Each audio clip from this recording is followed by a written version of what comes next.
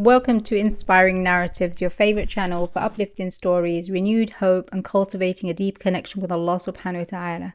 Discover with me how turning to Allah can lead you to amazing changes in your life. Assalamu alaikum wa rahmatullahi wa barakatuh. We're back with another uplifting story that will, by the grace of Allah, strengthen your faith and renew your hope, inshallah. Let's start by sending peace and blessings on our beloved Prophet Muhammad sallallahu alayhi wa sallam. Allahumma salli wa sallim wa barik ala Sayyidina Muhammad wa ala alihi wa ashabi ajma'in. Pour yourself a cup of something you love, get comfortable, and let's get started with this story. I'm a married woman, alhamdulillah, with a son and a daughter. I got married in 2017. And for years I lived a pretty normal, happy married life. I was content, and I still am, alhamdulillah.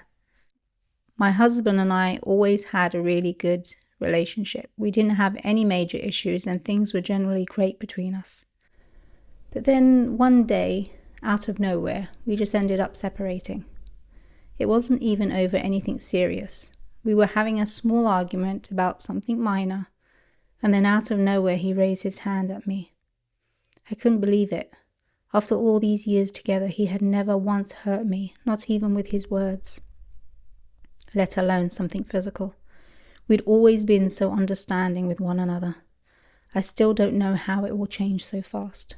It was like he turned into a completely different person. For the first time ever, I saw him completely change. His face and eyes turned red, and even though I'd been his wife for years, in that moment I was scared of him.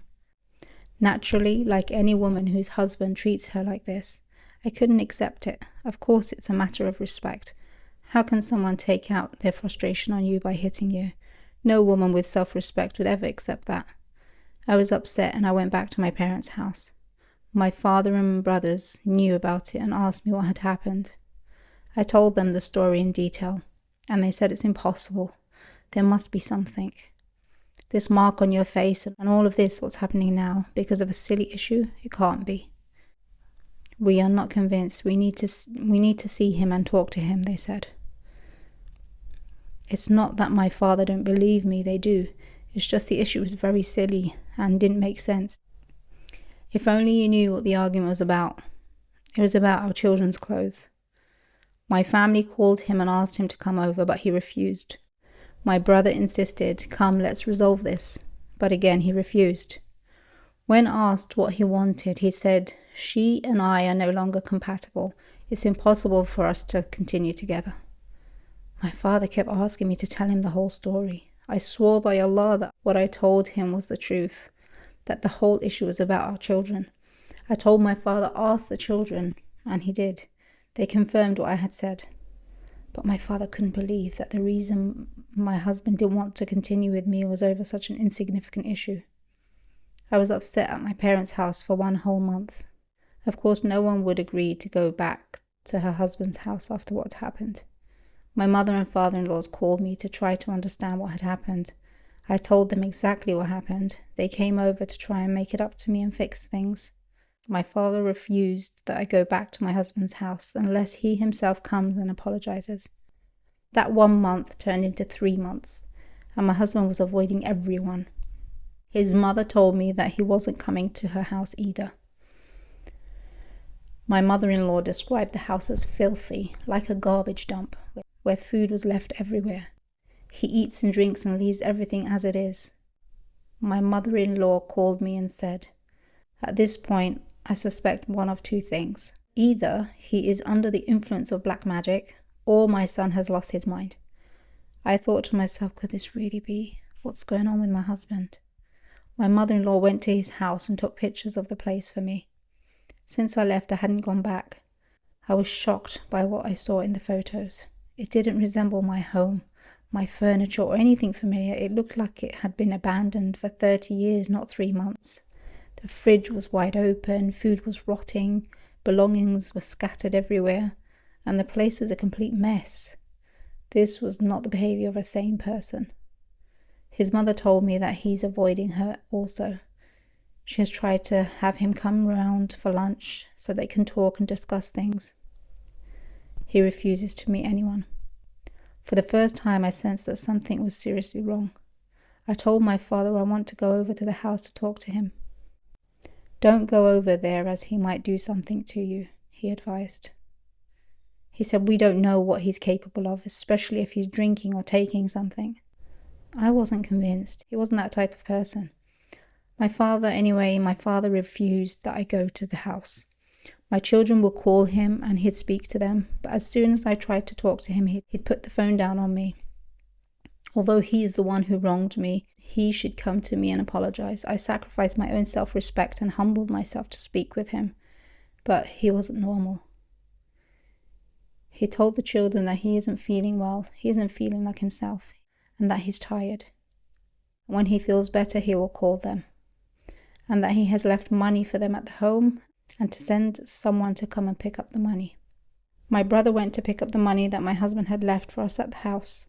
When he returned, he said there's a strange smell in the house, as if someone has sprayed something in the house, like incense, but really foul.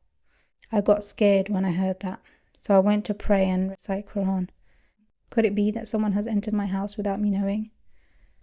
Could someone be in a relationship with my husband and I don't know about it? And they are coming to my house while I'm not there? My mind was racing with thoughts and possible scenarios. I didn't know what to do. At that point, I just kept saying, La hawla wa la quwwata illa billah. That evening, I kept repeating the Hawqala maybe 100 times, so that Allah subhanahu wa ta'ala would guide me on what to do. I was so lost. The next day, I had an appointment at one of the schools where I wanted to enroll my son. The school was near my new place, far from my old house.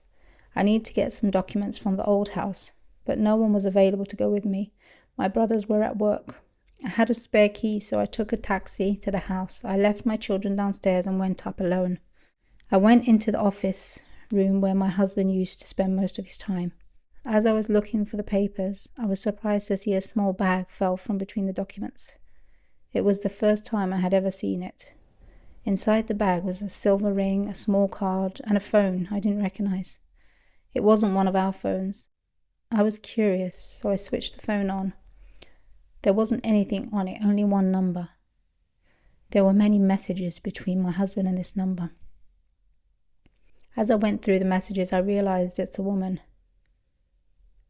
I was shocked. There were pictures of this woman, but most of them had been deleted, though traces of the deleted files remained. I could tell who the woman was, but I wasn't 100% sure.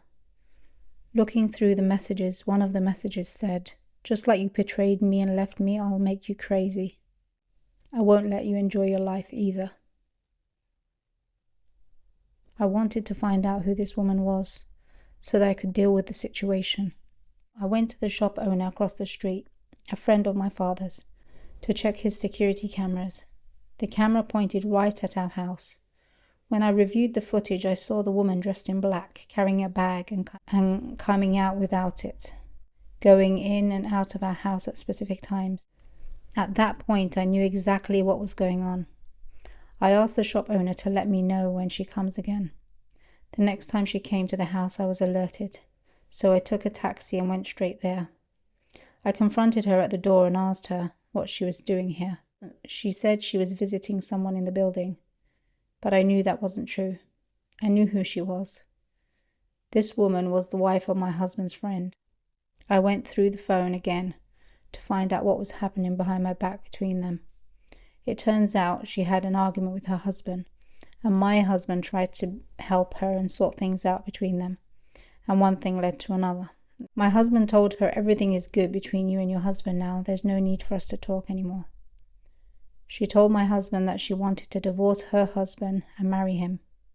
My husband refused, saying, I love my wife and children and would never marry another woman. But she was insistent, telling him, "You awakened the love inside me and gave me hope, and now you want me to leave you? Wallahi, I will destroy your home just like you destroyed mine." He said, "How did I destroy your home when I helped you reconcile with your husband? You are different than my husband. I found comfort with you. I love my wife and I love my children. I will never marry another woman," he told her. From what I understand, because my husband didn't entertain the idea of marrying her, she went and did black magic on him. She had been performing black magic on my husband to make him lose his mind. That's why he had been acting strangely. My family finally intervened and brought him back. He wasn't himself. His beard was long. He smelled awful. We brought a religious scholar who confirmed that he had been affected by black magic. For a whole month we recited Surah Al-Baqarah and continuous dhikr of La hawla wa la quwwata illa billah until he began to recover. After his recovery, we confronted him in front of my father and his family. He said there was nothing between me and her. He admitted that he had tried to help this woman reconcile with her husband, but she had taken advantage of his kindness. He showed us messages where she had confessed her feelings for him in very inappropriate ways, but he had rejected her advances. He explained that he had tried to distance himself from her, but that's when the problem started. He noticed after coming home from a visit at theirs that he developed a fever and wasn't feeling very well. Then the next day straight away was when things took a turn for the worse. The day I left the house was the day the black magic started to take effect. By the grace of Allah, through constant dhikr of La hawla wa la quwwata illa billah one night, I discovered the magic and the issue was revealed to me. And with the continuous dhikr, the spell was broken and he returned to his normal self. He was wrong in communicating privately with her, but he never had an affair with her. She had been trying to manipulate him. I thank Allah for the return of my husband and for restoring peace to our family. Though this woman is still living with her family, I've heard that the marriage is on the verge of collapse. I want to remind everyone of the power of consistent dhikr and holding on to faith, especially the phrase La hawla wa la quwwata illa billah. This phrase can protect us from harm. Stay vigilant and may Allah protect us all from evil people. This brings us to the end of this video. I hope you enjoyed this story. If you found any value in this video, don't forget to give it a thumbs up and share it with your family and friends. And if you'd like to see more of these videos, then consider subscribing. I'd love to hear your thoughts, so do leave a comment below. I'll see you in the next video. Assalamu alaikum wa rahmatullahi wa barakatuh.